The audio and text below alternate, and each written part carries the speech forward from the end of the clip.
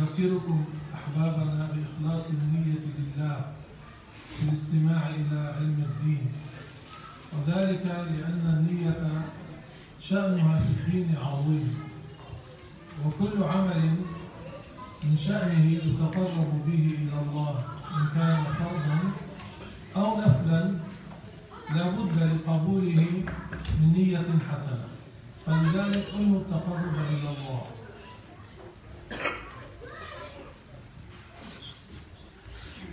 Au nom de Dieu, le clément, le miséricordieux, la louange est à Allah, Seigneur des mondes. Nous demandons à Allah Ta'ala d'élever davantage le rang de notre maître Mohammed et de préserver sa communauté de ce qu'il craint pour elle. Le cheikh fait le rappel de faire la bonne intention d'assister à une séance de sciences de religion, car chaque acte, qu'il soit une obligation ou un acte surérogatoire, implique le fait que la personne devrait faire la bonne intention pour profiter de cet acte. ثم إن الرسول صلى الله عليه وسلم قال: من يرد الله به خيرا يفقهه في الدين. هذا الحديث معناه لفظه معناه من أراد الله به خيرا كثيرا يجعله متفقها في الدين. ومفهومه يفهم من هذا اللفظ أن من لم يرد الله به خيرا كثيرا لا يكون متفقها في الدين، وأغلب الناس ليسوا متفقهين في الدين. أغلب الناس أعرضوا عن علم الدين، أغلب الناس جعلوا علم الدين كأنه فضل زائدة، كأنه شيء لا يحتاج إليه. Et le prophète a dit ce qui signifie: quiconque Allah Ta'ala a voulu pour lui le bien, il lui facilite l'accès pour la religion. Alors la signification de ce hadith est que la personne que Allah Ta'ala agrée et lui veut le bien, il lui accorde la facilité pour qu'il augmente en science de la religion. Et la signification implicite, le sens implicite de ce hadith, c'est que quiconque Allah Ta'ala n'a pas voulu pour lui le bien, alors il ne lui facilite pas l'accès à l'apprentissage de la science de la religion. Et à nos jours, on remarque que beaucoup de gens n'accordaient pas d'importance à l'apprentissage de la science de la religion et ils considèrent cela comme étant un plus, un surplus, mais sans pour autant lui donner une grande importance. وعلم الدين لا يستغني عنه أحد. الشخص الذي هو جالس في البيت يحتاج إلى علم الدين، والشخص الذي هو عامل يعمل في وظيفة أو يعمل في تجارة يحتاج لعلم الدين، والمرأة التي في البيت المتزوجة تحتاج إلى علم الدين حتى تعرف كيف تعامل زوجها وكيف تعامل أولادها. وكذلك الشخص الذي هو يحكم الناس يحتاج إلى علم الدين، والشخص الذي هو طالب في المدرسة يحتاج إلى علم الدين، والذي يدرس في الجامعة يحتاج إلى علم الدين. كل يحتاج إلى علم الدين، لا أحد يستغني عن علم الدين. علم الدين هو حياة الإسلام.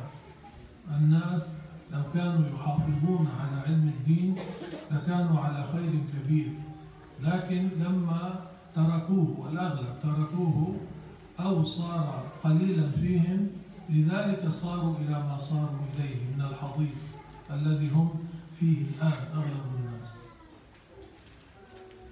Et la science de religion, c'est quelque chose qui est indispensable pour chacun. personne ne peut se passer de la science de la religion, que cela concerne l'homme dans son foyer ou dans son travail, que ce soit qui travaille dans la menuiserie ou autre, que ce soit également pour la femme qui est au foyer ou autre, qui s'occupe de son comportement, concernant son comportement avec son mari, ses enfants, également celui qui gouverne les gens et l'étudiant qui est à l'école ou l'étudiant qui se situe à l'université. Aucune de ces personnes ne peut se passer de l'apprentissage de la science de la religion.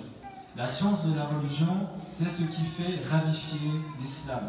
Et si les gens avaient consacré une grande importance à l'apprentissage de la science de la religion, ils ne seraient pas dans l'état dans lequel ils se trouvent actuellement, mais beaucoup de gens ont délaissé cela. والإنسان الجاهل عرضة لكل شر، والإنسان الجاهل عدو نفسه، يضر نفسه ويضر غيره، لأنه طالما هو على الجهل قد يقع في فساد الاعتقاد وهو لا يشعر، لا يحس، لأنه ما عنده علم. طالما هو على جهل قد يؤدي صورة الصلاة ولا تكون هذه الصلاة موافقة للشرع، وقد يعمل صورة الزكاة ولا يكون فعله موافقا للشرع.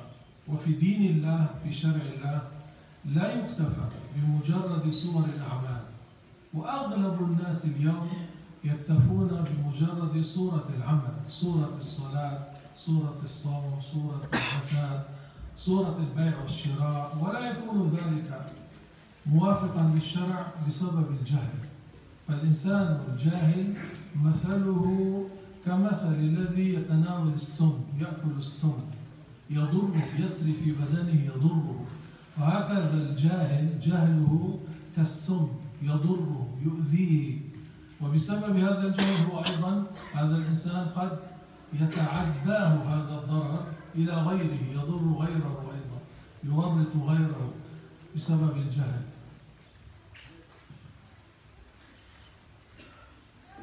Car la personne qui est ignorante, la personne en soi qui n'apprend pas, c'est-à-dire l'ignorant, est quelqu'un qui s'expose à beaucoup de mal. Car l'ignorant en soi, car il se peut qu'il tombe dans la mécréance sans qu'il ne se rende compte. Ou qu'il accomplisse l'image de la zakat, de l'aumône obligatoire ou de la prière, sans pour autant l'accomplir de la manière qu'il le faut. Car dans l'islam, il ne suffit pas d'accomplir l'image de l'adoration, mais il faut l'accomplir de la manière dont Allah Ta'ala a ordonné de la faire. Et malheureusement, c'est le cas de beaucoup de gens. Et l'exemple de l'ignorant, c'est l'exemple de celui qui prend du poison. Il se fait du mal à soi-même, et des fois, non seulement il se fait du mal à soi-même, mais il fait du mal à d'autres. قال الصحابي أبو أمامة الباهلي رضي الله عنه: كان رجلان يعني في حياة الرسول صلى الله عليه وسلم، أحدهما عابد والآخر عالم. يعني عابد هو الشخص الذي كان يتعبد لكن عبادته صحيحة، لكن كان فرغ نفسه للعبادة. والآخر عالم. فقال رسول الله صلى الله عليه وسلم: فضل العالم على العابد كفضلي على أدناكم، وإن الله وملائكته حتى الحيتان في البحر ليصلون على معلم الناس الخير. يعني الرسول عليه الصلاة والسلام يذكر هذه المفاضلة بين الشخص الذي يتعبد هنا عن علم ليس عن جهل، وبين الشخص الذي هو عالم ينفع، هذا يعمل العبادة وهو عالم ثم يعلم غيره، ففائدته ليست مقتصرة عليه فقط، بل يعلم الناس الخير، يعلم الناس الدين، يعلم الناس ما فيه صلاح أمر معيشتهم وصلاح أمر دينهم. الرسول يقول عليه الصلاة والسلام: فضل العالم على العابد كفضلي على أدناكم. معناه فرق كبير بين الشخص الذي تجرد للعبادة لنفسه وبين الشخص الذي تفقه في الدين ثم صار معلم الناس الخير. هذا شأنه عظيم عند الله، درجته عالية عند الله. يرفع الله الذين آمنوا منكم والذين أوتوا العلم درجات. الذين أوتوا العلم لهم درجات عالية عند الله لأنهم ينفعون الناس. ينفعون الناس. الشخص منا إذا كان احتاج لحكم في الصلاة أو الصوم أو الزكاة أو المعاملات ماذا يفعل؟ إلى أين يذهب؟ يذهب إلى العالم.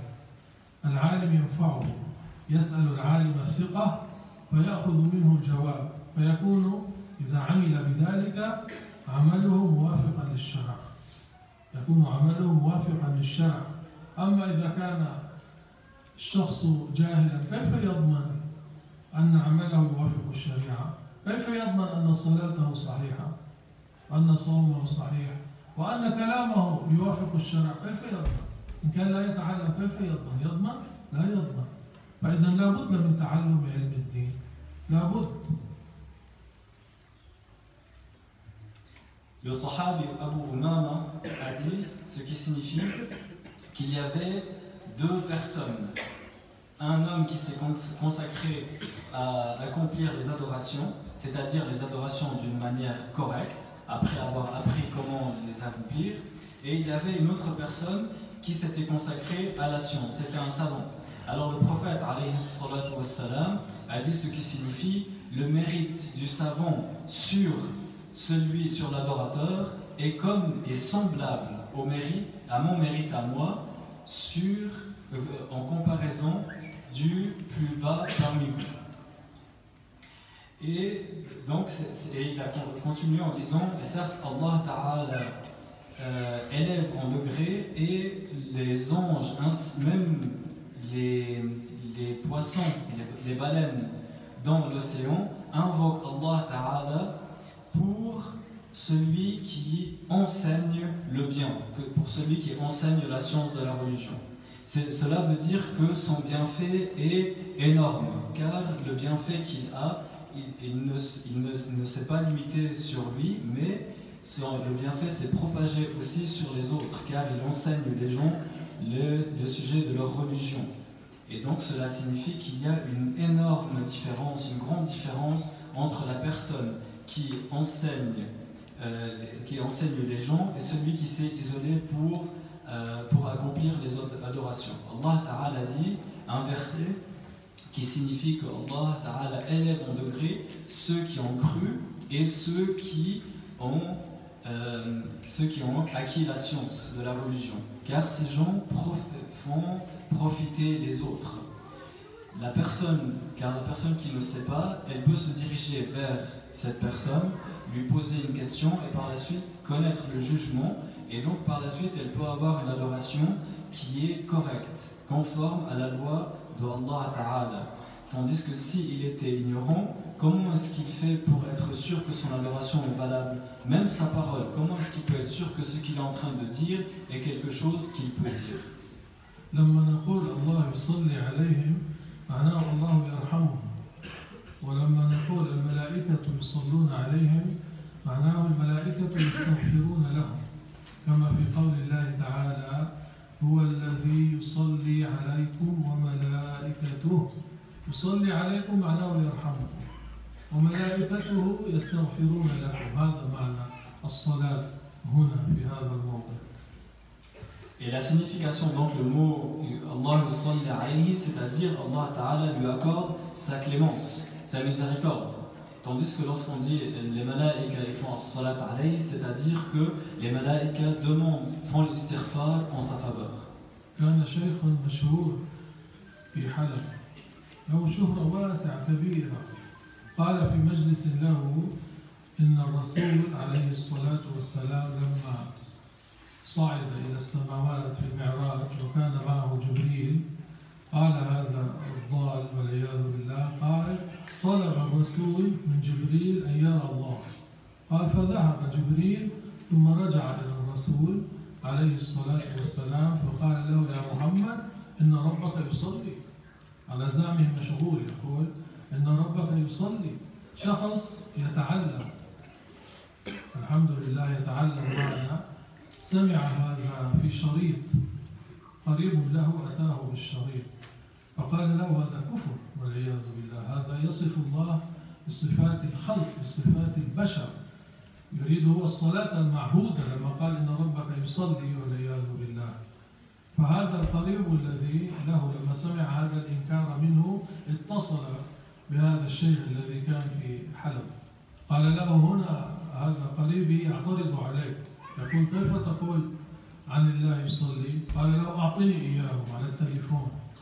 فأخذ التليفون قال ما سمعت بقول الله هو الذي يصلي عليكم وملائكته، على زعمه يستشهد بهذه الآية لقوله إن جبريل قال لمحمد إن ربك يصلي، والعياذ بالله من الكفر، من كفر التشبيه. الإمام الطحاوي رضي الله عنه قال وما وصف الله بمعنى من معاني البشر فقد كفر. الذي يصف الله بصفة من صفات البشر كافر. Il y avait un cheikh connu à Halab qui donnait un cours et qui a prétendu que le prophète alayhi salatu wassalam, lorsqu'il faisait le voyage nocturne et qu'il a fait l'ascension avec Sayyidina Jibril alayhi salam, alors il aurait demandé à Jibril que le prophète voudrait voir Allah Ta'ala. Et donc Jibril lui a dit attends un moment, il est parti, par la suite il est revenu et il lui aurait dit ton Seigneur est en train de prier. Alors il a commis de la mécréance car il a assimilé Allah Ta'ala à sa créature.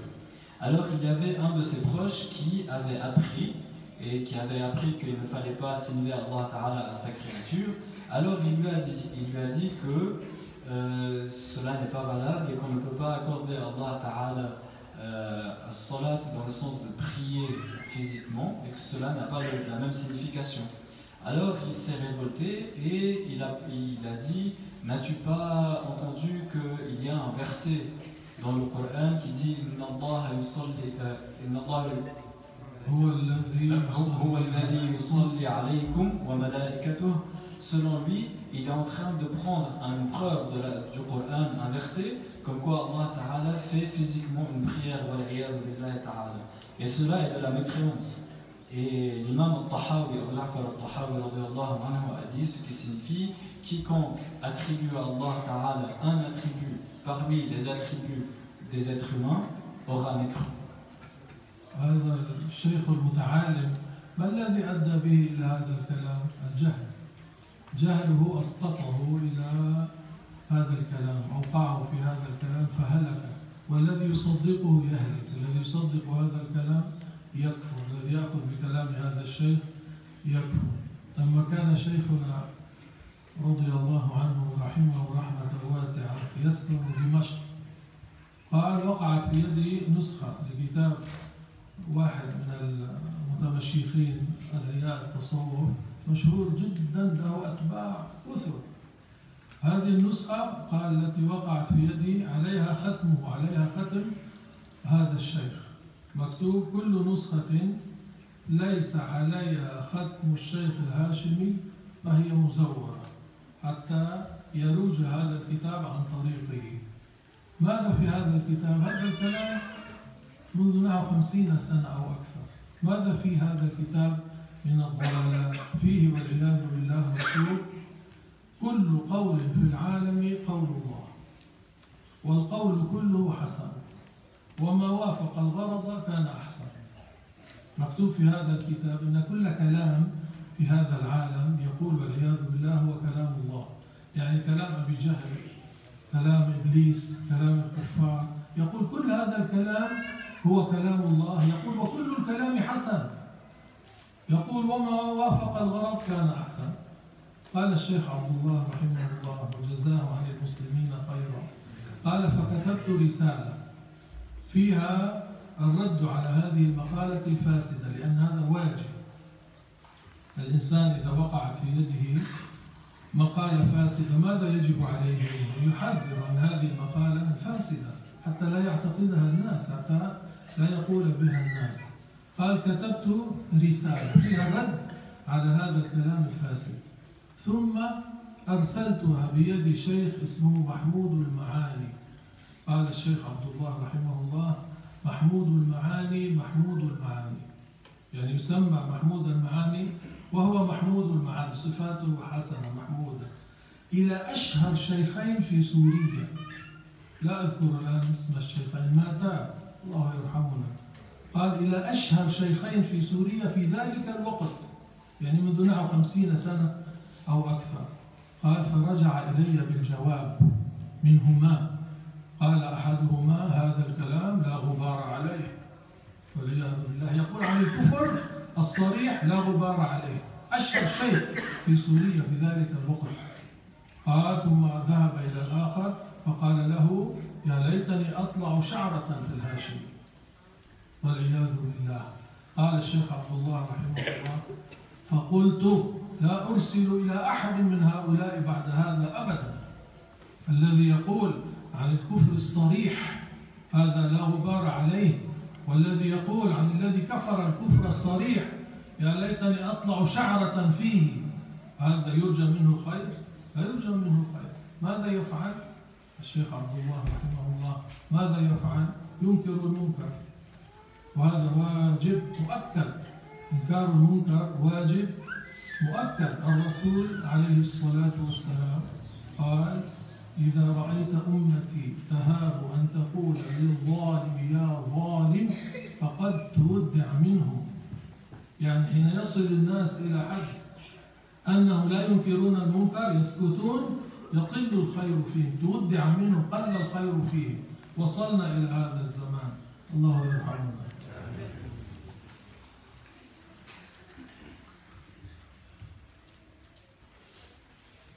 Alors cette personne qui a prétendu cela, pourquoi est-ce qu'elle a osé dire cette chose? Elle a osé dire cette chose parce qu'elle était ignorante. Et quiconque a cru sa parole également est tombé dans la mécréance. Lorsque le cheikh rahimahullah ta'ala était à Damas, une fois, il a reçu une version d'un livre de quelqu'un de connu, qui était très connu, qui écrivait des livres. Et il avait écrit dans ce livre: toute parole dans ce bas monde n'est autre que la parole de Dieu, et toute parole est une bonne parole, et la parole qui est conforme à la vérité est meilleure. Et toute parole qui est conforme à ce qui est visé est meilleure. Alors, et par cela, il veut dire que même la parole de Abu Lahab et de Abu Jahl et les autres mécréants est une bonne parole, et ça c'est de la mécréance. Alors le cheikh rahimahullah, lorsqu'il a vu cela, il a accompli le devoir d'ordonner le bien, de blâmer le blâmable, et il a écrit une lettre à deux parmi les deux plus connus, les deux plus grands cheikhs à leur époque qui étaient en Syrie. Alors il leur a envoyé une lettre pour inciter à mettre en garde contre cette personne, contre sa parole, et il a envoyé cette lettre avec un cheikh qui s'appelle Mahmoud al-Marami. Et si on veut traduire son nom, c'est-à-dire c'est quelqu'un qui a les bons critères, quelqu'un qui est noble. Et le cheikh rahimahullah a fait ses éloges dans le sens que c'est une personne qui porte bien son nom, dans le sens il a la signification de son nom. Alors, le cheikh Mahmoud al-Marani est allé vers le premier de ces deux qui sont très connus pour qu'il mette en garde contre cette personne. Alors, le premier, il lui a dit cette parole, il n'y a aucun mal dans cela, il n'y a pas de poussière, il n'y a pas de mal sur cela. Et la deuxième personne, lorsqu'il a vu cela, il a dit: si seulement je pouvais être à la hauteur d'un de ses cheveux, de celui qui a dit cela. Dans le sens, je ne suis pas à la hauteur de cette personne qui a dit cette parole, qui est pourtant une parole de mécréance. Alors, Cheikh Mahmoud Marani est retourné vers le Cheikh rahimahullah en lui disant en lui rapportant la réaction de ces deux paroles. Et ces deux personnes, alors le Cheikh rahimahullah n'a pas apprécié cela. Il a dit: alors plus jamais je ne leur écris, Mais le Cheikh rahimahullah, il a agi conformément à ce qui nous a été ordonné dans la religion, car le prophète alayhi salatu wassalam a dit ce qui signifie: si tu vois dans ma communauté que les gens craignent de dire à l'injuste ô injuste, alors il n'y a plus beaucoup de bien dans les gens. Et nous sommes arrivés à cette époque. وإني أحذركم من الاعتماد على مجرد المطالعة في الكتب لتحصيل علم الدين دون الرجوع إلى أهل العلم الثقات.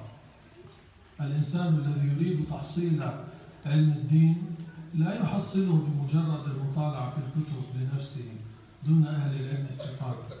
سيدنا الإمام الشافعي رضي الله عنه قال: من طلب العلم من الكتب ضيع الأحكام.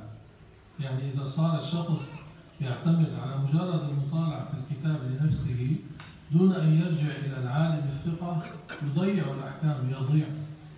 العلم الدين لا يحصل إلا بطريق المشافهة، طريق المشافهة من أهل العلم الثقات بسلسلة متصلة إلى أصحاب الرسول صلى الله عليه وسلم. كثير من الناس اعتمدوا على مجرد المطالعة في الكتب فطلعوا ضالين. يقول شيخنا الشيخ عبد الله الهرري رحمه الله: الذي يعتمد في تحصيل العلم على مجرد المطالعة في الكتب دون الرجوع إلى أهل العلم الثقات لا يطلع عالما، يطلع ضالا مضلا.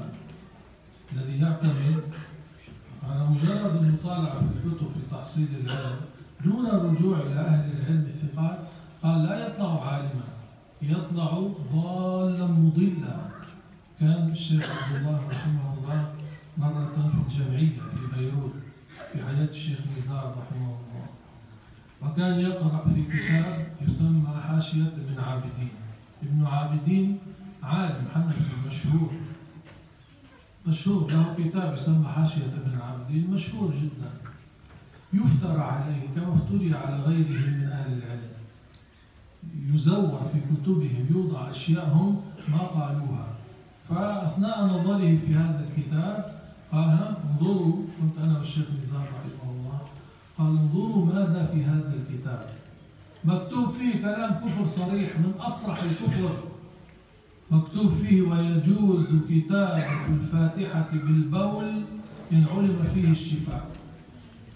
قال: انظروا الشيخ عبد الله رحمه الله يحذر، يقول ابن عابدين لا يقول هذا، لكن انظروا ماذا في الكتاب، مكتوب: ويجوز كتابة الفاتحة بالبول.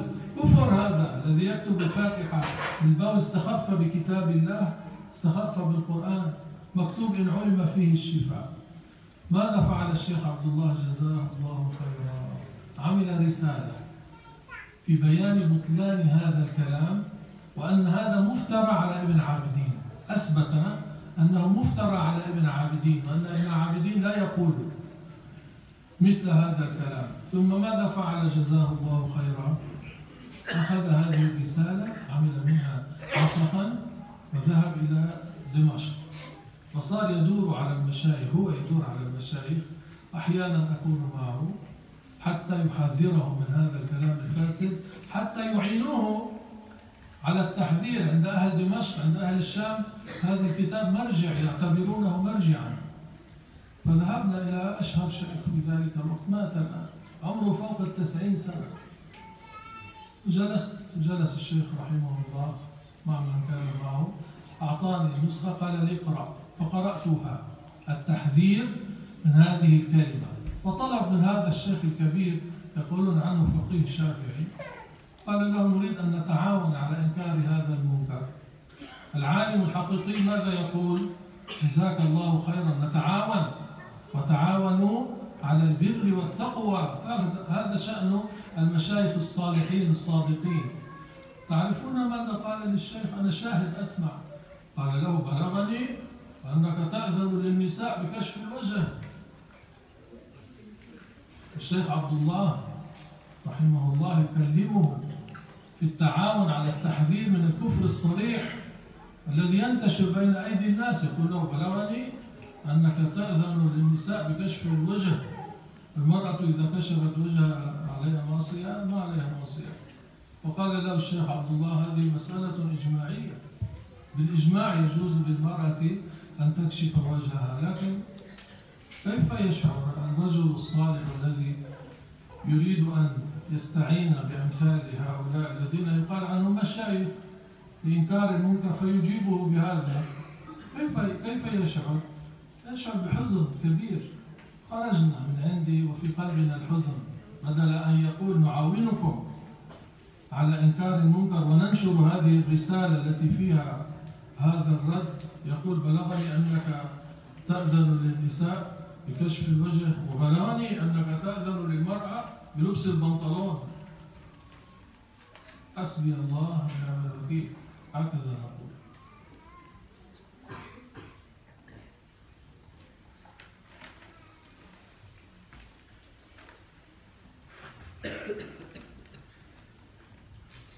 Le cheikh, rahimahullah, une fois était. Et le cheikh Nabil vous dit aussi, il vous met en garde contre le fait de uniquement lire dans les livres, de juste uniquement lire dans les livres sans prendre la science de la part de personnes dignes de confiance. Et l'imam Shafi'i rahimahullah c'est-à-dire de lire les livres sans prendre par transmission orale. L'imam Shafi'i rahimahullah a dit ce qui signifie celui qui demande la science dans les livres, alors il se perdra dans les jugements, c'est-à-dire il n'aura pas ce qu'il veut. Et la science de religion, on reçoit la science de la religion d'une manière orale, c'est-à-dire on apprend d'une personne digne de confiance qui a appris d'une personne digne de confiance jusqu'à ce que la chaîne de transmission revienne aux compagnons du prophète alayhi salatu wassalam, qui eux ont appris directement du prophète alayhi salatu wassalam. Et beaucoup de personnes ne suivent pas cette voie pour apprendre la science de la religion. Et donc beaucoup de personnes se suffisent et lisent dans les bouquins sans pour autant apprendre, et donc ils s'égarent et ils égarent aussi les autres. Une fois, le cheikh rahimahullah, il était à Beyrouth, il était au siège de l'association. Il était à l'époque du cheikh Mizar rahimahullah et il était avec le cheikh Nabil. Et donc il lisait dans un livre qui s'appelle Hashiyat ibn Abidin. C'est un livre très très connu. Le cheikh Abdullah rahimahullah ta'ala était au siège de l'association.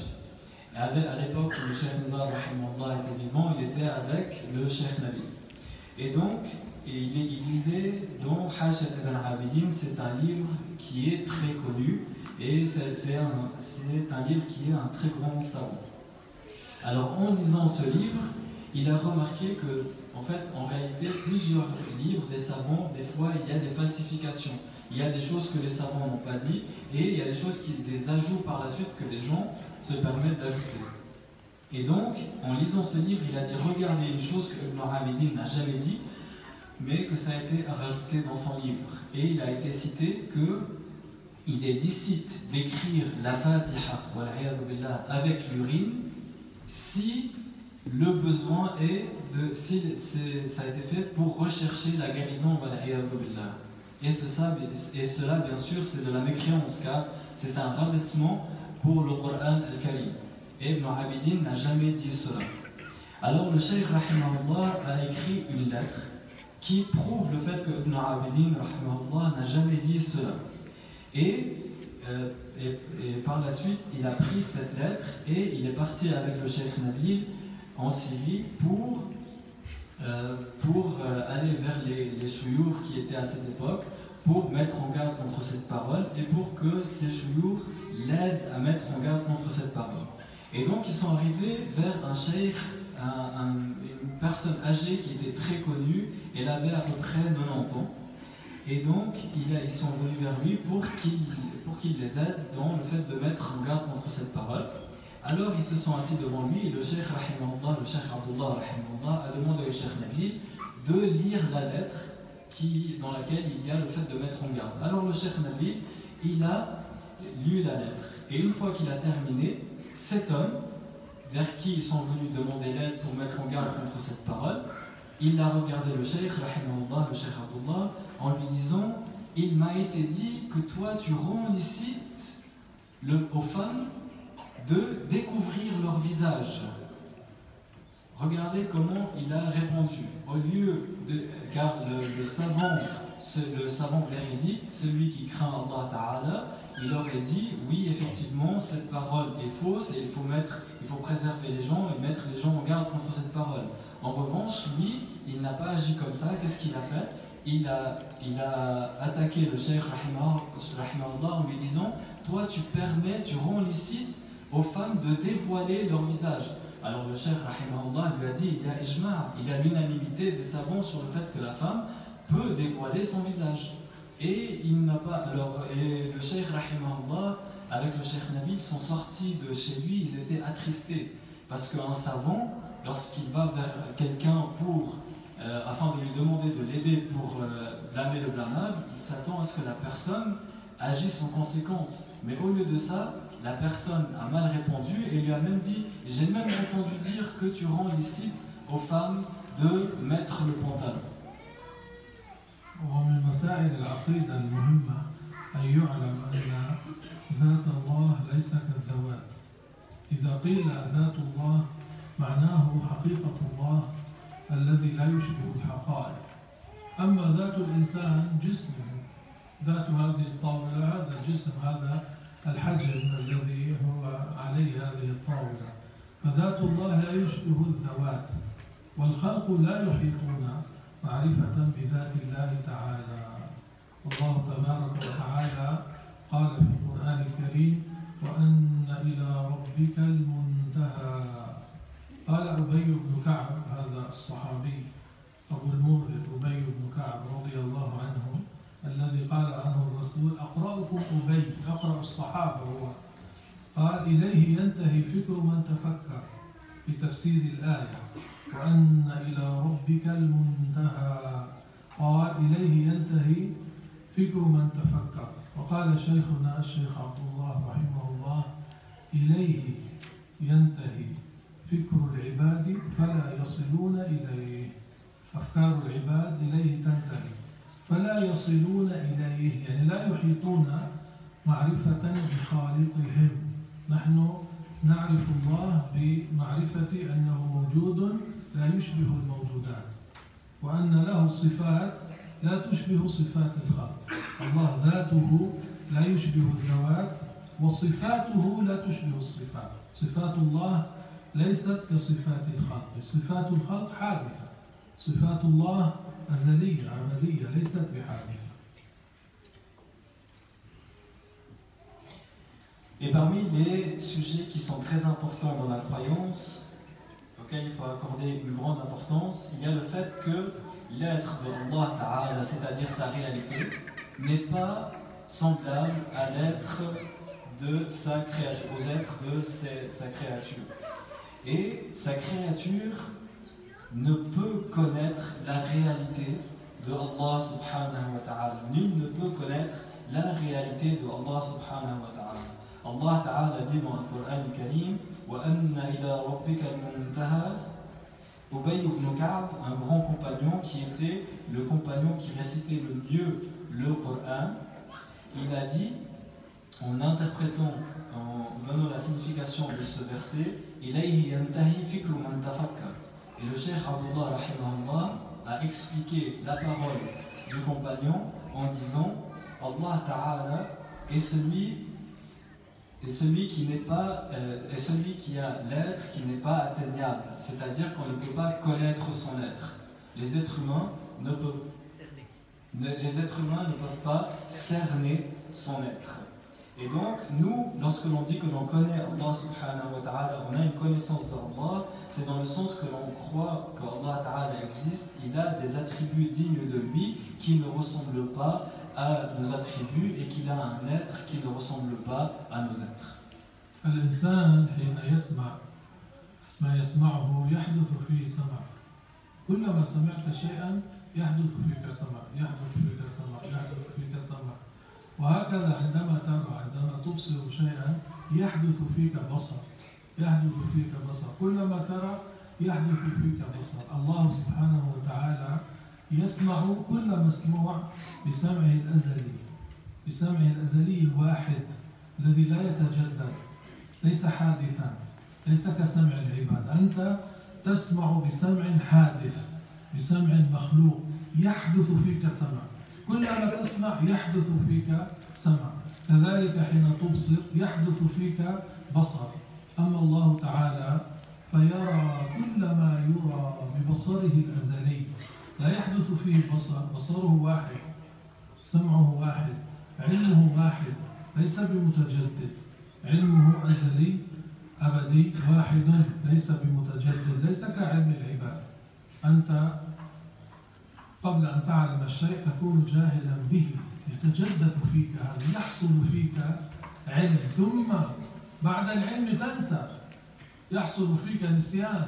أما الله سبحانه وتعالى فلا يجوز عليه النسيان، لا يجوز عليه النسيان، لا يجوز أن يكون فيه علم حادث، لا يجوز أن يكون فيه علم متجدد.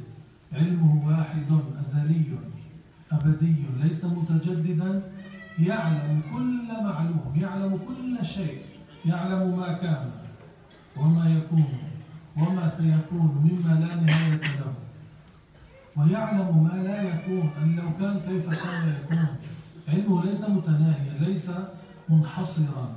أما علم العبد منحصر، وحصل له بعد أن لم يكن عالما به، بهذا الشيء صار عالما به، ثم يطرأ عليه زيادة ونقصان، زيادة ونقصان.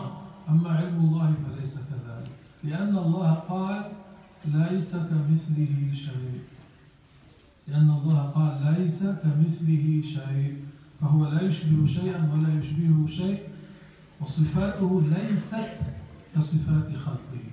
كل ما كان من صفات الخلق لا يجوز على الله، كل ما كان من صفات الخلق لا يجوز على الخالق سبحانه وتعالى، لأنه لو كان له مثل سبحانه وتعالى لم يكن خالقا لهذا الشيء. الشيء لا يخلق مثله، هكذا في قضية العقل السليم، الشيء لا يخلق شبيهه، لا يخلق مثله. الله خالق كل شيء، فإذا هو لا يشبه شيئا.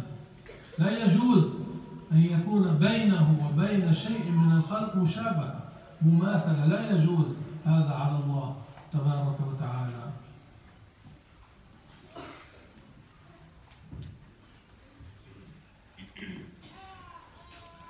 L'être humain, lorsqu'il entend, il y a à chaque fois un nouvel ouïe qui lui arrive. C'est-à-dire à chaque fois qu'il entend, il entend avec un ouïe, alors que Allah Ta'ala,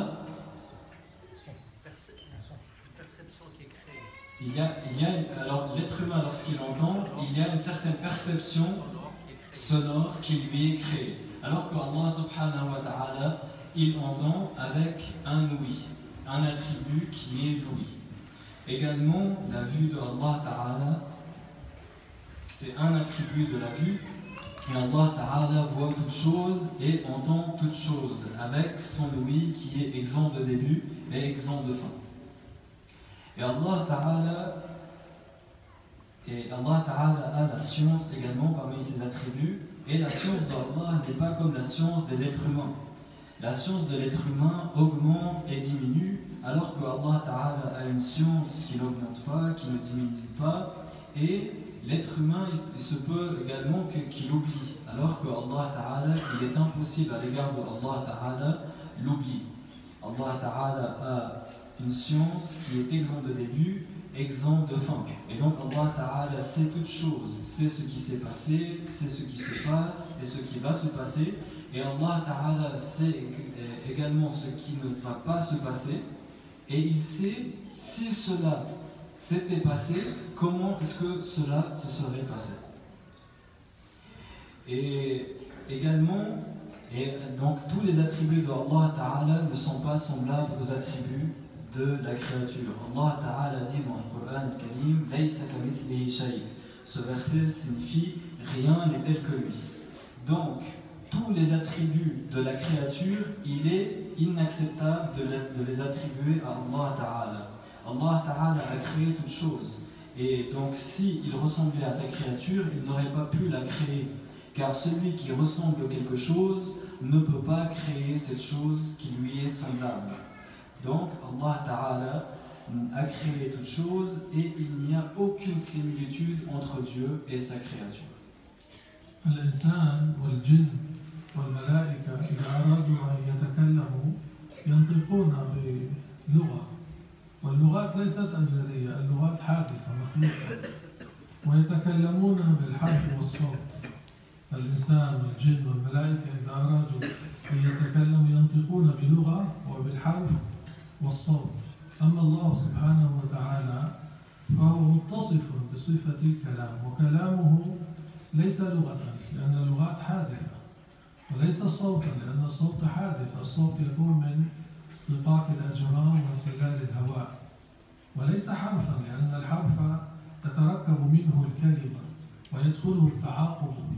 يعني الواحد منا إذا أراد أن يقول بسم الله الرحمن الرحيم تكلم بلغة عربية وخرج الصوت وحروف متعاقبة بعد أن نطق بالباء وانتهت خرجت السين ثم الميم وهكذا. هذا يسمى تعاقبا، وهذا التعاقب دليل الحدوث، لأنه ينتفي شيء ويوجد شيء، ينتفي شيء ويوجد شيء. فكلام الله ليس ككلام العالمين، فإذا هو ليس لغة وليس حرفا وليس صوتا، هو صفته سبحانه وتعالى، وكلامه واحد ليس كلاما متعددا، ليس شيئا متجزئا، ليس شيئا يدخله التجزؤ.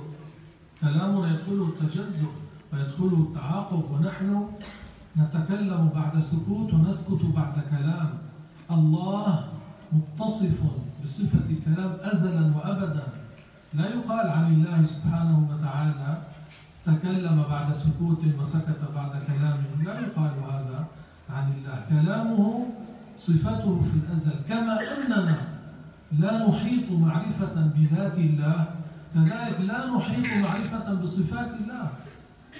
يعني قد يقول لك إنسان كيف أتصور هذا؟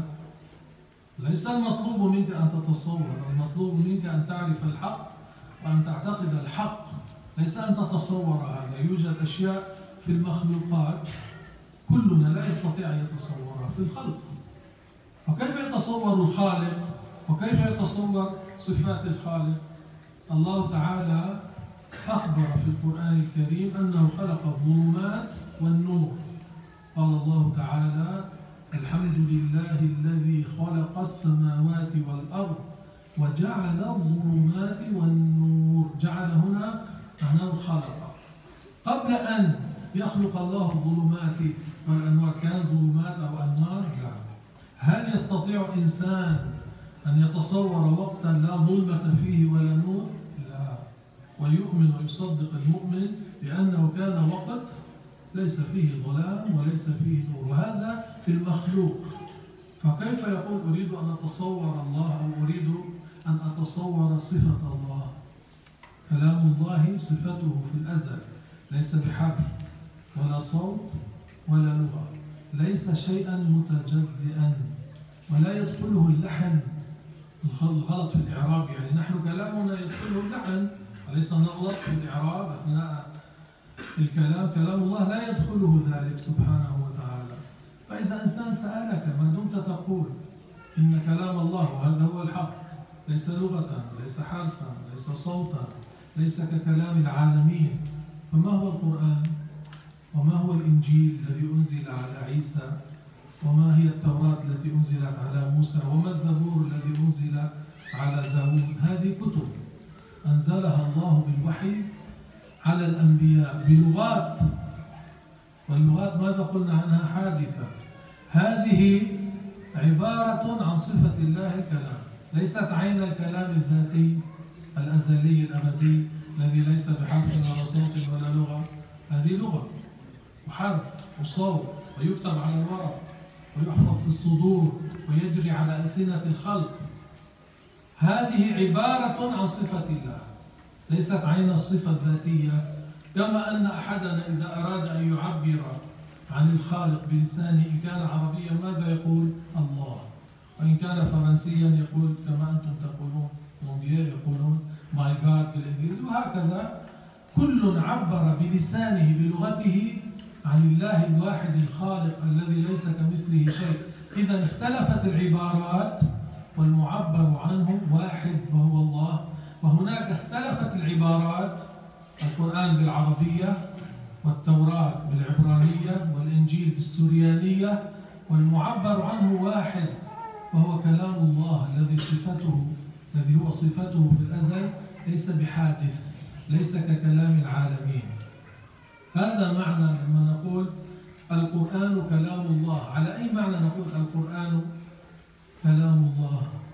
إذا أردنا هذه الحروف التي نحن ننطق بها أي هذه عبارة عن كلام الله، وإذا أردنا المعبر عنه فالمعبر عنه هو صفة الله الذي ليس ككلام العالمين. هذا القرآن عبارة عن صفة الله الكلام الأزلي الأبدي. لما نقول هو كلام الله أيضا؟ لما نعبر بهذا التعبير؟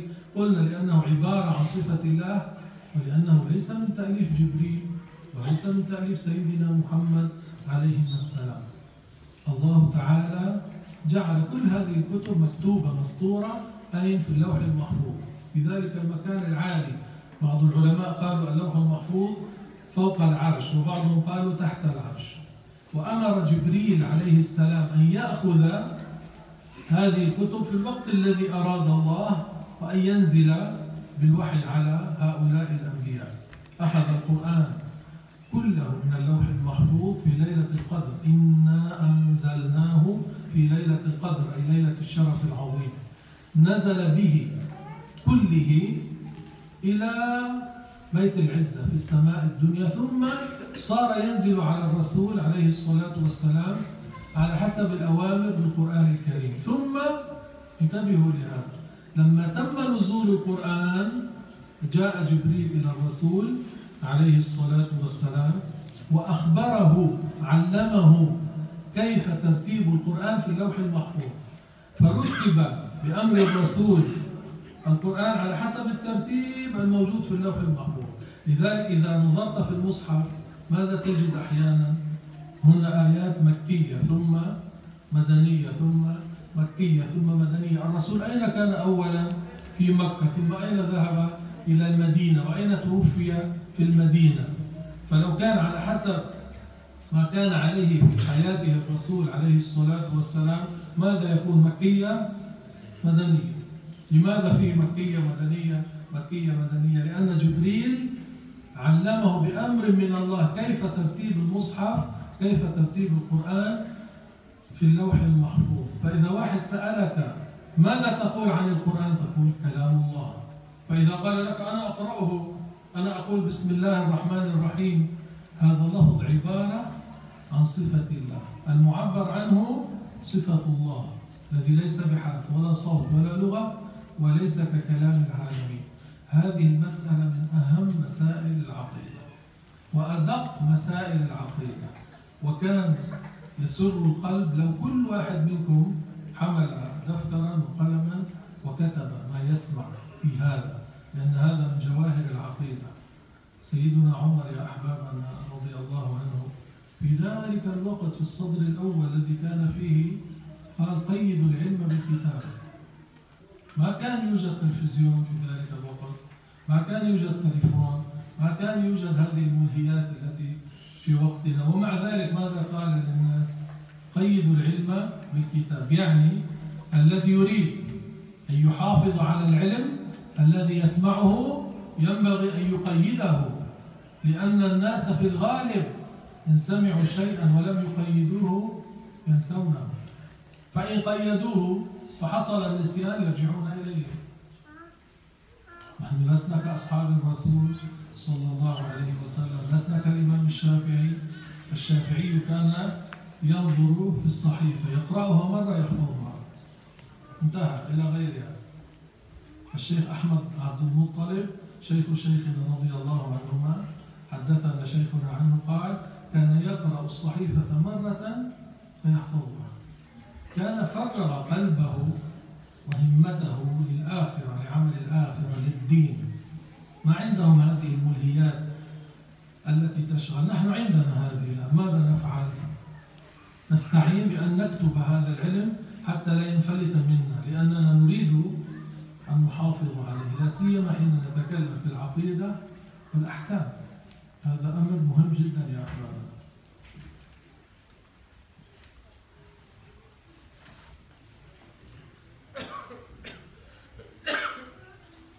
Les êtres humains, les djinns ainsi que les anges parlent avec une langue en utilisant des lettres et en émettant un son. Tandis que Allah subhanahu wa ta'ala a comme attribut l'attribut de la parole qui n'est ni un son ni une voix, qui n'est pas composé de lettres et il n'y a pas de succession dans la parole de Allah Ta'ala, c'est-à-dire qu'il n'y a pas une lettre après une autre lettre. Et lorsque on dit Bismillah ar-Rahman ar-Rahim, lorsque l'on dit que dans le Coran il y a Bismillah ar-Rahman ar-Rahim, effectivement il y a le Ra, le Ha, le Mim, enfin il y a les lettres qui se succèdent, mais cela est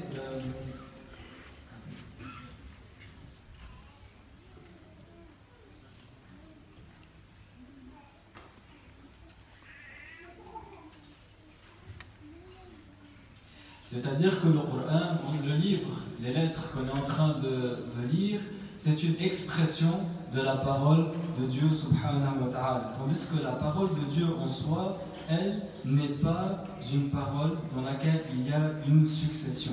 Car la succession en soi est la preuve de la contingence. Et la parole de Dieu subhanahu wa ta'ala n'est pas comme la parole des êtres humains. Sa parole est une seule parole. Ce n'est pas une parole qui est discontinue, ce n'est pas une parole qui est découpée, ce n'est pas une parole qui est interrompue par un silence. Allah subhanahu wa ta'ala, on ne dit pas qu'il se tait.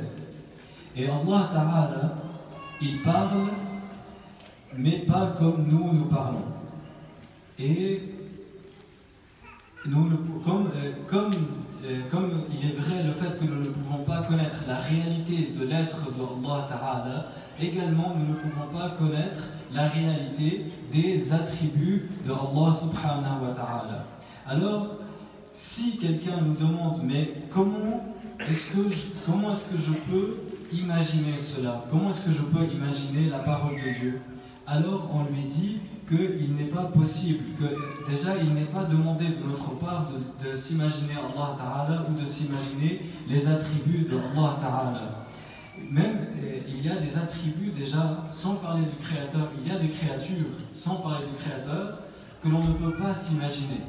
Il y a, comme Allah Subhanahu wa Ta'ala dit dans le Coran al-Karim, Alhamdulillah alladhi khalaqa as-samawati wal-ard wa ja'ala adh-dhulumati wan-nur. Ce qui signifie la louange est à Allah, celui qui a créé les cieux et la terre et qui a créé la lumière et l'obscurité. Cela veut dire que Allah Ta'ala a créé la lumière et l'obscurité, a créé les cieux et la terre avant de créer la lumière et l'obscurité. Et ça, c'est quelque chose que la personne ne peut pas s'imaginer. Malgré que c'est une créature, mais c'est quelque chose que l'être humain ne peut pas s'imaginer, une terre sans lumière et sans obscurité. Alors qu'en est-il du Créateur? Et si la personne, elle nous demande alors, le Coran c'est quoi, le Injil c'est quoi, la Taurat c'est quoi, alors on dit que ces livres ont été révélés avec une langue déterminée, et qu'il y a des expressions, il y a des termes effectivement, mais que ces livres sont une expression de la parole divine. C'est-à-dire ce n'est pas exactement la parole de Dieu subhanahu wa ta'ala, mais c'est une expression de la parole divine dans une certaine langue, mais ce n'est pas l'attribut de Dieu tel qu'il est. C'est comme lorsque quelqu'un par exemple veut veut dire Allah Ta'ala veut parler de Dieu, alors il parle de Dieu et il dit en français Dieu, il peut dire en arabe Allah, il peut dire en anglais God. En fait, il parle du même être, mais d'une manière différente. Donc le mot Allah, c'est une expression de l'être qui mérite d'être adoré. Et le Coran et le livre que l'on a dans les mains, et Tawrat et l'Injil, ce sont l'expression de la parole divine dans une certaine langue. Et ceci est la signification de la parole quand on dit le Coran est la parole de Dieu. Lorsqu'on dit le Coran est la parole de Dieu, en réalité, cela signifie que ce livre qui est entre nos mains, si l'on désigne le livre, ce livre est l'expression de la parole de Dieu en langue arabe. Et ce livre n'est pas l'œuvre de Jibril alayhi salam ou l'œuvre du prophète Muhammad alayhi salam, mais en réalité, Allah subhanahu wa ta'ala a fait que le Coran a été écrit sur le tableau préservé, que certains savants ont dit qu'il se situe sur le trône, certains savants ont dit qu'il se situe sous le trône, et Jibril alayhi salam l'a pris et il a descendu ce texte vers Baytul Izza lors de Laylatul Qadr. Et par la suite, il révéla au prophète Muhammad alayhi salam petit à petit des versets du Coran vers le prophète alayhi salam. Et lorsque la révélation de tout le Coran fut terminée, il y a quelque chose d'important, le cheikh a dit qu'il faut que vous sachiez, c'est que une fois que la révélation des versets a été terminée, que tout le Coran a été révélé, Sayyidina Jibril alayhi salam est allé vers le prophète alayhi salam et il lui a enseigné l'ordre des versets. C'est-à-dire que ce verset vient avant ce verset, etc. Et cet ordre est conforme à l'ordre qui se trouve dans le tableau préservé. Et c'est pour ça que l'on trouve que certains versets ont dit Makkiya, c'est-à-dire ont été révélés à la Mecque. Certains versets sont Madaniya, c'est-à-dire elles ont été révélées au prophète Muhammad alayhi salam lorsqu'il est à la Médine, car le prophète est né à la Mecque, il a émigré à Médine et il fut enterré à Médine. Mais c'est Sayyidina Jibril alayhi salam qui lui a enseigné l'ordre des versets. Alors cela est très très important et ça fait partie des sujets qui sont très délicats et très importants à connaître. Et le Cheikh Nabil a ajouté, il a dit, cela aurait réjoui le cœur de voir si tout le monde avait pris une feuille et un stylo et de quoi écrire et avait noté cette question qui est très sensible, qui est très importante, car Sayyidina Omar radiyallahu anhu disait à son époque, c'est-à-dire c'est à l'époque où les gens n'avaient pas encore la télévision, n'avaient pas les téléphones, il disait sauvez votre science ou bien sauvez la science en l'écrivant, en la notant. Donc sauver la science en la notant, c'est-à-dire que la personne, si elle n'apprend pas la science, si elle note pas la science qu'elle a appris, alors par la suite elle risque d'oublier. Et c'est souvent ce qui arrive. Nous ne sommes pas comme les compagnons du prophète alayhi salam, ou comme l'imam al-Shafi'i qui lui, il lisait une page une seule fois et ça lui suffisait. Il l'apprenait par cœur et il passait à la page suivante. Et nous ne sommes pas non plus comme le cheikh Abdullah rahimahullah qui s'appelait Cheikh Ahmed Abdul Muttalib. Et lui également, il avait cette capacité de lire une fois la page et il l'apprenait par cœur. Mais ce cheikh, lui, il s'était dédié à la science. Il avait délaissé tout ce qui pouvait le préoccuper, tout ce qui pouvait l'occuper à part la science. Et donc, toutes ces choses qui distraient la personne, il n'avait pas fait attention à tout cela. C'est pour ça qu'il avait cette capacité. Donc, ce sujet est un sujet très très important. Allah Ta'ala قال لا تحرك به لسانك لتعجل به إن علينا جمعه وقرآنه فإذا قرأناه فاتبع قرآنه. هذا معناه أن الرسول عليه الصلاة والسلام لما كان يأتي إليه جبريل يقرأ عليه القرآن من شدة حرصه على أن لا ينفلت منه القرآن كان حين يقرأ جبريل الرسول يقرأ عليه الصلاة والسلام، فنزلت عليه هذه الآية: لا تحرك به لسانك لتعجل به. معناه يا محمد حين يقرأ عليك جبريل القرآن أنت أنصت لقراءته، لا تحرك لسانك لتعجل به أثناء قراءة جبريل. إن علينا جمعه وقرآنه، نحن ضمننا لك أن يكون مجموعا في صدرك، مجتمعا في صدرك، أن لا ينفلت منك القرآن. لما يقرأ جبريل أنت أنصت لقراءته، نحن ضمننا لك أن يكون مجموعا في صدرك، فإذا قرأناه يعني فإذا قرأه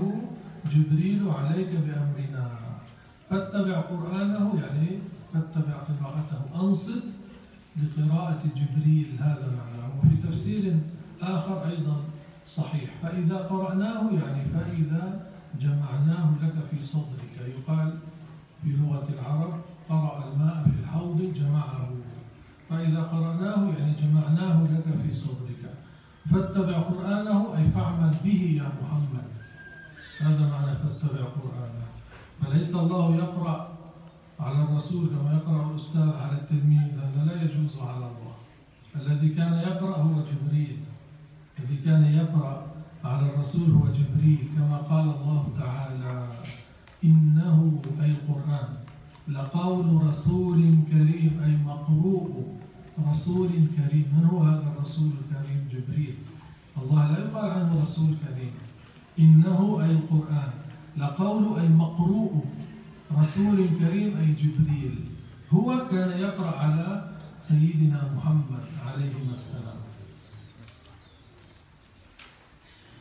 Allah Ta'ala a dit dans le Coran: فلا تحرك به لسانك لا تحرك به لسانك لتعجل به. Il y a d'autres versets qui suivent, et ces versets signifient que lorsque Jibril alayhi salam venait avec la révélation, avec des versets révélés vers le prophète alayhi salatu wassalam, alors le prophète alayhi salatu wassalam, tellement il était méticuleux et il cherchait à bien et retenait à mémoriser. Il tenait à mémoriser ce que Jibril alayhi salam lui disait. Alors il se mettait à réciter en même temps que Sayyidina Jibril alayhi salam. Alors il y a eu ce verset qui lui a été révélé, dans le sens que lorsque tu reçois la révélation, alors écoute, mets-toi à écouter et ne fais pas bouger la langue avec Jibril alayhi salam. Certes, Allah Ta'ala t'a accordé le fait d'apprendre le Coran, les versets que Jibril alayhi salam te révèle, et donc tu ne les oublieras pas, et certes cela sera rassemblé dans ton cœur, c'est-à-dire tu connaîtras cela et tu le mémoriseras. Cela est la signification cela est une signification, et il y a une autre signification à ces versets, c'est que le Coran qui a été révélé au prophète Muhammad alayhi salatu wassalam, c'est-à-dire Allah Ta'ala a ordonné au prophète alayhi salatu wassalam d'agir en conséquence des choses qui lui ont été révélées. Et cela ne veut pas dire que Allah Ta'ala a récité le Coran au prophète alayhi salatu wassalam comme le professeur réciterait un cours, comme le prof réciterait un cours à son élève, mais en réalité c'est Jibril alayhi salam qui est venu vers le prophète alayhi salatu wassalam pour lui enseigner des versets. Et Allah Ta'ala a dit innahu laqawlu rasulin karim, c'est-à-dire que Allah Ta'ala a dit dans le Coran un verset qui signifie que c'est la transmission de la part de Jibril alayhi salam, qui lui est un ange, qui est quelqu'un digne de confiance. C'est ce que Jibril alayhi salam a révélé au prophète Muhammad alayhi salatu wassalam.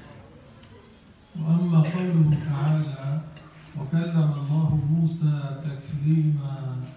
فمعناه أن الله تبارك وتعالى لما كان موسى في جبل الطور طور سيناء أزال الله عن سمعه الحجاب المعنوي المانع من سماع كلام الله الذي هو كلام أزلي أبدي ليس بحرف ولا صوت وليس بمبتدأ وليس بمختلف. فسمع موسى عليه السلام كلام الله تعالى، كما أنه في يوم القيامة كل الخلق يزيل الله عن سمعهم الحجاب المعنوي المانع من سماع كلامه، فيسمعون كلامه ويفهمون منه السؤال عن أعمالهم ونياتهم وأقوالهم. كذلك لما كان موسى في جبل الطور الله أزال عن سمعه هذا الحجاب المعنوي المانع من سماع كلام الله، لأن كلام الله موجود أزلا وأبدا. إذا أزيل المانع عن سمع العباد يسمعون كلام الله. في موقف الحساب، في موقف السؤال، يزال هذا المانع عن أسماع العباد الجن والإنس، فيسمعون كلام الله الذي ليس بحرف ولا صوت ولا لغة، فيفهمون منه السؤال عن أعمالهم ونياتهم وأقوالهم. لما فعلت كذا؟ ألم أعطيك كذا؟ ألم أصح بدنك؟ ليس معناه أن الله ينطق بحرف وصوت، لا، هم يفهمون هذا العباد الذين يسمعون كلام الله. ولذلك جاء في القرآن الكريم عن الله سبحانه وتعالى أنه سريع الحساب. الله تعالى قال عن نفسه أسرع الحاسبين، قال عن نفسه سريع الحساب. ما معنى أسرع الحاسبين؟ معناه أنه أسرع من كل حاسب، معناه أنه هو يحاسب العباد سبحانه وتعالى، هو يحاسبهم، هو يسألهم، ليس بحرف والصوت كما يسأل الملك الرعية، هذا لا يجوز على الله تبارك وتعالى. وهذا دليل من القرآن على أن كلام الله الذي هو صفة ذاته ليس بحرف ولا صوت ولا لغة، لأنه لو كان السؤال بالحرف والصوت واللغة لأكل زمانا طويلا. إبليس، متى خلق إبليس؟ قبل آدم عليه السلام، ما زال حيا إلى الآن. متى سيموت إبليس؟ عند النفخ في الصور. كم سيحيا بعد؟ الله أعلم. كل ما فعله إبليس من الشرور، من الكفر، من إيقاع الناس في الكفر، هذا كله مسجل، هذا كله سيسأل عنه. إبليس وحده لو كان سؤاله بالحرف والصوت واللغة لأكل زمانا طويلا وحده، فقط هذا، دون أن نذكر البقية، دون أن نذكر يأجوج ومأجوج، دون أن نذكر سائر الكفار من الشياطين من الإنس الكافرين. هذا وحده لو كان سؤاله بالحرف والصوت واللغة فكان يأكل زمانا طويلا، ولما كان الله أسرع الحاسبين. والله يقول عن نفسه ألا له الحكم وهو أسرع الحاسبين، معناه أنا أسرع من كل حاسب، معناه كلام الله ليس بحرف ولا صوت ولا لغة. هذا من أقوى الأدلة لأهل السنة والجماعة على أن كلام الله بمعنى الصفة الذاتية ليس بحرف ولا صوت ولا لغة. Tandis que la parole de Allah Ta'ala, wa kallama Allah Moussa taklima, c'est-à-dire que Allah Subhanahu wa Ta'ala, lorsque Moussa était à Tour Saïna, Allah Ta'ala a ôté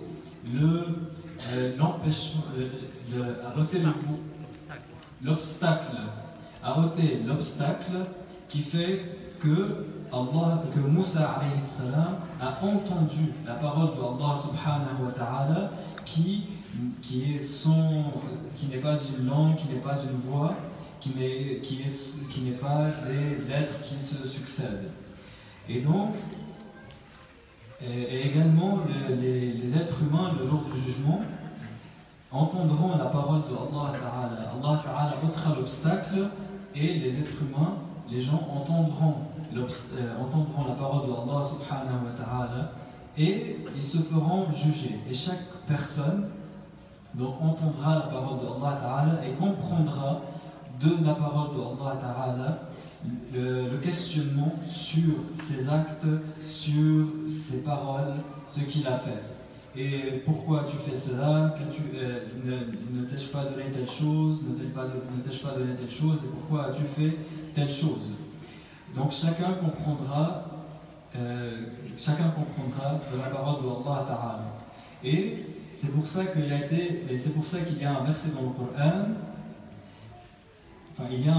Coran, qui dit wa huwa sari'ul hisab, c'est-à-dire que Allah subhanahu wa ta'ala est wa huwa asra'ul hasibin, c'est-à-dire que Allah subhanahu wa ta'ala est le plus rapide de ceux qui jugent.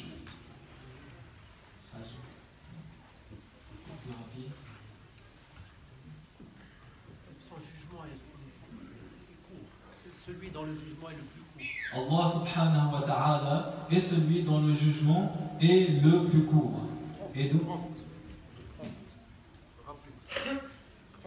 30. Aussi, c'est-à-dire, voilà, enfin, vous avez compris. Donc, Allah subhanahu wa ta'ala a dit ce verset, et donc dans ce verset il y a une grande preuve de Ahl-Sunnah wal Jama'a que Allah subhanahu wa ta'ala, sa parole n'est pas de lettres, n'est pas une voix, n'est pas de parole, et ce n'est pas une langue. Iblis lui-même, il a vécu avant Sayyidina Adam alayhi salam, et il vivra jusqu'à ce qu'il y a le soufflement dans le corps. Donc il aura une longue vie. Et lui tout seul, sa vie est très très longue. Donc si son jugement aurait été avec une voix et des lettres qui se succèdent, son jugement aurait pris beaucoup de temps. Alors que son jugement, comme le jugement des autres, sera très rapide. Sans parler de Yajouj et Majouj et d'autres shayatines qui vivent très longtemps. Donc, cette preuve, c'est une des plus fortes preuves de Ahl-Sunnah wal Jama'a sur le fait que Allah subhanahu wa ta'ala, sa parole, n'est pas une lettre, n'est pas composée de lettres, de sons ou de langues. الإمام أبو حنيفة رضي الله عنه من السلف الصالح، هو لقي ثلاثة من أصحاب الرسول صلى الله عليه وسلم، وولد سنة 80 للهجرة وتوفي سنة 150 للهجرة. هذا الإمام أبو حنيفة الذي هو من السلف الصالح حقا قال: والله يتكلم لا كما نتكلم، نحن نتكلم بالآلة والحرف، والله يتكلم بلا آلة ولا حرف. هذا حتى ترده على المشبهة الوهابية الذين يقولون الله يتكلم بالحرف والصوت. الله خالق الحروف والأصوات واللغات، فلا يجوز أن يكون كلامه حرفا وصوتا ولغة. وحنيفة يقول: والله يتكلم لا كما نتكلم، نحن نتكلم بالآلة والحرف. الآلة معناه مخرج الحرف يعني، والله يتكلم بلا آلة ولا حرف. فضوا هذا حتى تردوا على المشبهة الذين يقولون نحن السلف الصالح، نحن يقولون على عقيدة السلف الصالح. السلف الصالح بريئون من المشبهة، بريئون من المشبهة، بريئون من الوهابية. هذا أبو حنيفة من السلف الصالح حقا، وقال هذا الكلام: احفظوه وعلموه غيركم حتى يعرفوا أن السلف على أن كلام الله ليس ككلام العالمين. L'imam Abu Hanifa radiyallahu anhu, qui fait partie des savants du Salaf, qui a rencontré 3 parmi les compagnons du prophète alayhi salatu wassalam, qui est né en l'an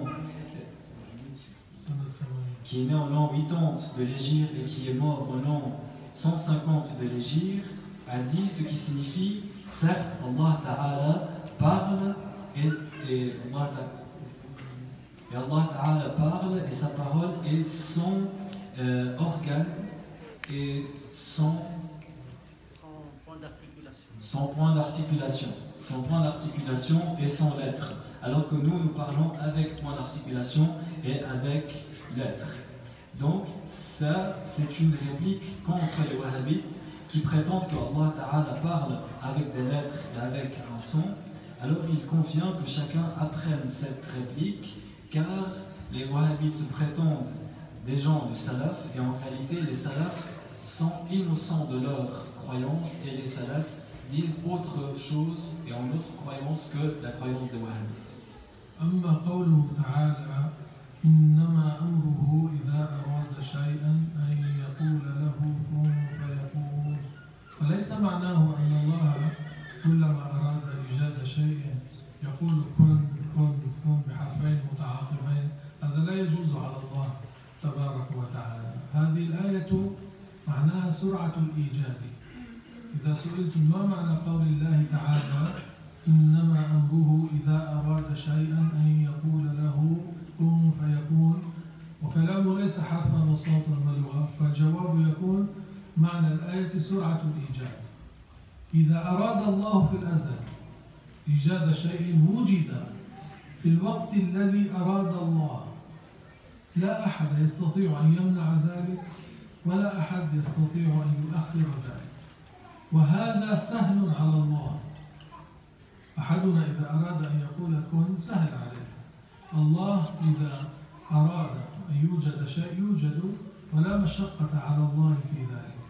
الله تعالى لا يوجد شيء صعب عليه سبحانه وتعالى. وهذا معنى هذه الآية. ابن تيمية خالف كل المسلمين شذ، والرسول يقول من شذ في النار. ابن تيمية شذ عن كل المسلمين، الوهابية شذ عن كل المسلمين. ابن تيمية يقول الله كلما أراد أن يخلق شيئا يقول كن كن كن كن بحرفين متعاقبين، يقول قائمين بذاته حادثين لكن جنسهما أزلي. هذا كلام غير معقول. هذا كلام غير معقول. الشيء، احفظوا هذه الجملة، الشيء إذا قام به حادث فهو حادث لأنه تغير. أقوى علامات الحدوث التغير. فالشيء، احفظوا هذه الجملة، إذا قام به شيء حادث معناه هو حادث. لماذا؟ لأنه تغير. وأقوى علامات الحدوث التغير، فلا يجوز هذا على الله. هذا الذي قاله ابن تيمية لا يجوز على الله، غير معقول. لو كان كل مخلوق يحتاج لوجوده لقول كن بحرفين متعاقبين لما كان هذه الموجودات ما كانت موجودة، لأنه في كل لحظة يدخل في الوجود من الخلق ما لا يدخل تحت الإحصاء. فلو احتاج كل مخلوق لكن بحرفين متعاقبين لما كان هذا الخلق موجودا، وهذا الخلق موجود، فإذا لا يحتاج لوجود كل شيء منه إلى كن بحرفين متعاقبين. هذا لا يجوز على الله تبارك وتعالى. كلمة كن مخلوقة، كلمة كن لما نقول نحن كن هذا اللفظ مخلوق لا شك. أليس جرى على لساننا ولساننا مخلوق؟ أليس قام بنا ونحن مخلوقون؟ هذا لا يجوز على الله. ما يقول هؤلاء غير معقول. المقصود فيها سرعة الإيجاد، النية في الإيجاد أو العمل في الإيجاد. الله سبحانه وتعالى لا يوصف بالنية. النية من صفات الخلق. النية معناها القصد، قصد الفعل، هذا في الخلق. الله سبحانه وتعالى لا يقال عنده نية، يقال له مشيئة. الله له مشيئة أي إرادة أزلية ليست بحادثة. الله إذا شاء في الأزل، إذا أراد في الأزل وجود شيء وجد في الوقت الذي أراد من غير ممانعة ولا تأخير. نحن نقصد، نحن ننوي، أما الله فله المشيئة. وما تشاءون إلا أن يشاء الله. والرسول يقول ما شاء الله كان وما لم يشأ لم يكن. والشافعي يقول ما شئت كان وإن لم أشأ، وما شئت إن لم تشأ لم يكن. يعني مشيئة العباد تحت مشيئة الله. والإمام أبو جعفر الطحاوي ماذا يقول؟ غلبت مشيئته المشيئات كلها، لا مشيئة للعباد إلا ما شاء لهم. فلا يقال عن الله قصد، انتبهوا يعني، يقال الله له مشيئة، إرادة أزلية أبدية. إذا أراد في الأزل وجود شيء وجد في الوقت الذي أراد، لا أحد يستطيع أن يمنع ولا أحد يستطيع أن يؤخر. مفهوم؟